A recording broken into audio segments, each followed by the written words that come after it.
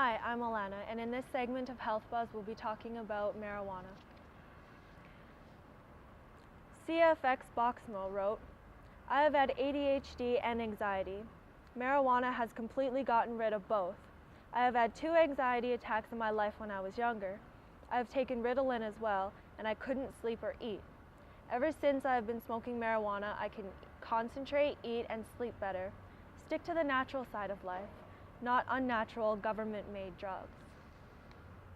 Mamaloni implies, at some doses, marijuana affects prescription and psychrometer performance, changes which could impair driving ability. However, in driving studies, marijuana produces little or no car handling impairment, consistently less than produced by low-moderate doses of alcohol and many legal medication.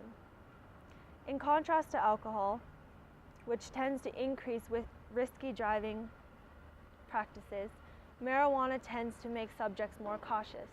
I've used marijuana, you can't get addicted to it. Marijuana is way less dangerous than tobacco, caffeine, or alcohol. There has never been one death caused by marijuana. EnCognitive wrote, cannabis is potentially mildly psychologically addictive for individuals with a hereditary predisposition to addiction, and for individuals who frequently ingest copious amounts without a medicinal need. However, cannabis is the only illicit drug which has potential to actually promote growth of new neurons or brain cells, opposed to destroying them. And it is also the only illicit drug with anti-cancer properties. Mr. Stratocaster wrote, distorted perception, loss of motor skills, increased heart rate, decreased muscular strength, and anxiety are all mainly expressed while high. They're not long-term effects, so not necessarily bad. If the pleasures of being high outweigh the temporary incapacitation experienced after smoking, are they really relevant? Also, I recognize that some heavy users may experience more severe memory loss while sober, but that doesn't occur in light or responsible users. Will9649 wrote, trouble with thinking and problem solving? Well, I've been smoking weed on and off for about a year now, and I've noticed that this has been my best academic year. And seeing as I am doing an engineering course, I think that it's essential that I smoke marijuana occasionally and in moderation. Also, the memory loss is just during the short euphoric high that you get from smoking marijuana, and saying increasing heart rate is pretty pathetic. Exercise also gives an increasing heart rate.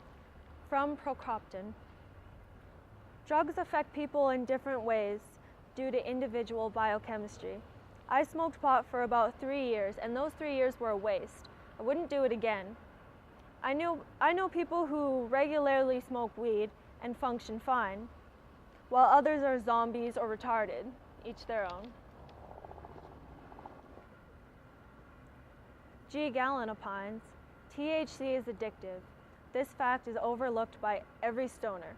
The denial in itself in the face of factual evidence is part of the addiction.